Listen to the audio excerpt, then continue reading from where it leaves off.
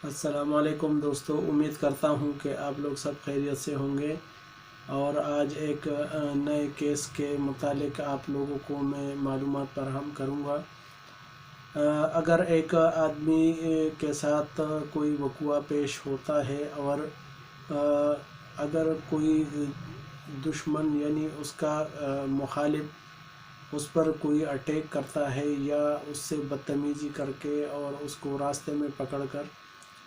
उसके साथ बदतमीज़ी करता है, उसको जो है ना गलीज़ गालियाँ देता है या उसको जान से मारने की धमकियाँ देता है, पहले तो उसको चाहिए कि वो मुतालिका थाने पर जाकर उस शख्स की कंप्लेन दर्ज कराए और अपना बयान जो है ना वो जो ड्यूटी ऑफिसर है उसको जाके बताए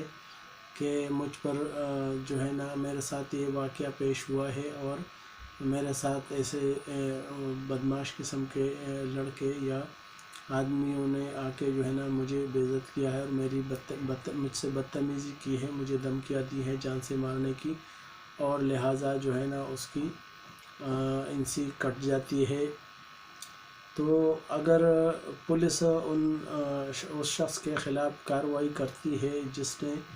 बदतमीज़ी की हो या जिसने जान से मारने की धमकियाँ दी हो, मुलज़िम के ख़िलाफ़ कोई कार्रवाई नहीं करती, तो फिर उस फरियादी को एसएसपी को अप्रोच करना चाहिए और एक एप्लीकेशन लिखकर एसएसपी के नाम से वो जाके जो है ना एसएसपी ऑफिस में पेश हो जाए और वहाँ पर अपनी एप्लीकेशन वहाँ पर पहुँचाए और वो जो है ना एसएसपी उस पर अपना जो उसका अमला होता है वो अपना नंबर उस पर लिख देते हैं और एसएचओ को वो एप्लीकेशन रेफर कर देते हैं और आपको हिदायत देते हैं कि शाम को या कल अगली नेक्स्ट दिन जो है ना जाकर आप एसएचओ से मिल ले। तो उसके बाद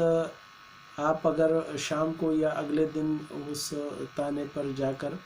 और अपने एप्लीकेशन की कॉपी साथ ले जाकर उसको दिखाते हैं ड्यूटी ऑफिसर को और वो उस पर कोई कार्रवाई करता है, उन लोगों को पाबंद करता है, उनको बुलाता है थाने में और उनको जो है ना तंबी करता है या उनको कहता है कि आप लोग इस फरियादी से माफ़ी मांग लें और अपना जो है ना मसले को ख़त्म करें। अदरवाइज़ अगर वो लोग नहीं आते और वो कोऑपरेट नहीं करते, ताउन नहीं करते, तो फिर इसी एप्लीकेशन को आप जो फरियादी है वो जाकर किसी वकील के वसातत से 22AB का केस जो है ना वो करता है, वो सेशन जज के पास बाकायदा जाता है और वो 22AB का केस दाखिल करता है और उसमें यही मौक़िफ़ ज़ाहिर करता है कि मेरे साथ कुछ गुंडों ने बदतमीज़ी की है, मुझे मारा पीटा है या मुझसे जो है ना मुझे जान से मारने की धमकी दी है और मुझे मेरी ज़िंदगी को या मेरे बच्चों को ख़तरात लाहक है, लिहाजा पुलिस उनके ख़िलाफ़ कोई कार्रवाई नहीं करती। तो जज साहिबान मेरे इस दरख्वास्त पर गौर करें और कानूनी कार्रवाई की जाए। तो जज उस पर नोटिस करता है थाने को और एसएसपी से जवाब तलब करता है कि और उसमें डेट दे देता है 2-4 दिन की या 1 हफ्ते की कि इसमें जो है ना सारा मामलात वो सामने आ जाए कि एसएसपी क्या रिपोर्ट देता है और एसएचओ से क्या वो जो है ना मालूमात मिलती है। अगर एसएसपी और एसएचओ दोनों रिपोर्ट दे देते हैं और उसमें ये ज़ाहिर करते हैं कि जनाब हमने नोटिस दिया था उन जवाबदारों को और वो जो है ना हाज़िर नहीं हुए, वो आए नहीं थाने पर, ना वो कोर्ट में आके पेश हो रहे हैं, लिहाजा जो भी फरियादी को ऑर्डर मिलता है तो हम उस पर कानूनी कार्रवाई करेंगे और जैसे मुअज़्ज़ज़ अदालत हमें हुक्म सादिर करता है तो हम उसी के मुताबिक جو ہے نا وہ اس شخص کی دادرسی کریں گے اور باقاعدہ کیس داخل کریں گے۔ تو اس کے بعد جو ہے نا جج اس اپلیکیشن پر آرڈر کر دیتا ہے، اور وہ جو بھی وہ یا تو FIR کا آرڈر یعنی 154 کا آرڈر کر دیتا ہے، اگر نہیں تو وہ جو ہے نا جج اس پہ 155 کا آرڈر کر دیتا ہے۔ 155 یعنی اس کیس کی پوری جو ہے نا وہ لے کر جانچ پڑتال کی جائے، اور موقع پر جا کر پولیس کو پابند کیا جاتا ہے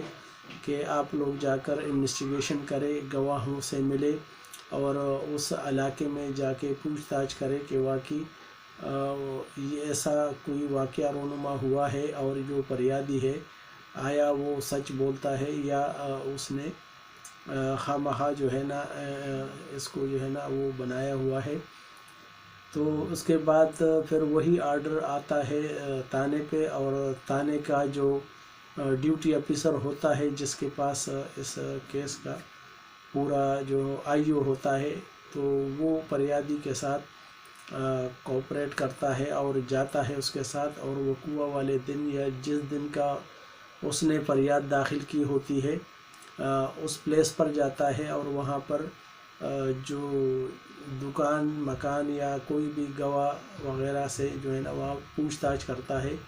کہ آیا جو ٹائم فریادی نے اپلیکیشن میں لکھا ہے اور جو دن بتایا ہے تو اسی دن کو ایسا کوئی واقعہ پیش ہوا ہے یا نہیں۔ تو وہاں سے گواہی کلیکٹ ہو جاتی ہے، اور وہ پولیس آفیسر جو ہے نا وہاں کا ایک حدود اربع باقاعدہ وہ ایک نقشہ بناتا ہے کہ جہاں پر یہ وقوع پیش ہوا ہے وہ تھانے سے کتنا دور ہے اور کس طرف ہے، شمال میں ہے، مشرق میں ہے، مغرب میں، یا جو بھی وہ یہ ساری ڈیٹیل لے کر اور گواہوں کے بیانات قلم بند کر کر تھانے میں جا کے اپروچ کرتا ہے، اور باقاعدہ اس کیس کا جو بھی کارروائی ہے وہ جوڈیشل مجسٹریٹ کے پاس ریفر ہوتی ہے، اور جوڈیشل مجسٹریٹ فریادی کو جو ہے نا بلاتا ہے اور اس سے اپنے گواہوں کی جو اسٹیٹمنٹ ہے اس کے متعلق کہتا ہے کہ اپنے گواہوں کو بلا کر تھانے پر اسٹیٹمنٹ دے اپنے NIC کی کاپی کے ساتھ۔ تو جب وہ آ جاتے ہیں تھانے پر، گواہان کی وہاں پہ اسٹیٹمنٹ لکھی جاتی ہے، اور جج یہ بھی حکم دیتا ہے کہ جو پولیس کو حکم دیتا ہے کہ جو بھی اس کیس میں نامزد ملزمان ہیں ان کو انفارم کیا جائے اور جا کر ان کو اطلاع دی جائے کہ آپ لوگ یا تو خود آ کے اس عدالت میں سول جج کے پاس پیش ہو، جوڈیشل مجسٹریٹ کے پاس پیش ہو، اور تھانے پر آ کر اپنا بیان قلم بند کرے۔ اگر اس میں ناکامی ہوتی ہے اور وہ لوگ پھر بھی نہیں آتے تو پھر جج کو اختیار ہے کہ وہ ان افراد کے خلاف جو ہے نا وارنٹ نکالے اور ان کو پابند کرے۔ تو جب یہ رپورٹ کورٹ میں چلی جاتی ہے اس کے بعد SHO کو آرڈر ملتا ہے کہ جج کی طرف سے کہ آپ لوگ اس میں جو ہے نا بیلیبل وارنٹ نکالتے ہیں اور باقاعدہ کارروائی ہوتی ہے، اور پولیس کو پابند کیا جاتا ہے کہ آپ لوگ نیکسٹ ڈیٹ پر ان افراد کو جو ملزمان ہے، جو نومینیٹ ہے، وہ ایک سے ایک بھی ہو سکتا ہے اور ایک سے زیادہ بھی ہو سکتے ہیں، تو ان سب کو جو ہے نا آپ لوگ کورٹ میں پیش کرو تاکہ اس کیس کی جو ہے نا کارروائی کو آگے چلایا جا سکے۔ اس کے بعد پولیس والے فریادی سے رابطہ کرتے ہیں اور بندوں کی جو ملزمان ہیں ان کی گھر کی نشاندہی کرنے کے لیے کہتے ہیں، اور پولیس والے فریادی سے باقاعدہ اس جوابداروں کے نام وغیرہ سب اس میں اندراج ہوتا ہے، اور باقاعدہ ان کے گھروں پہ پولیس جا کر ان کو اریسٹ کرتی ہے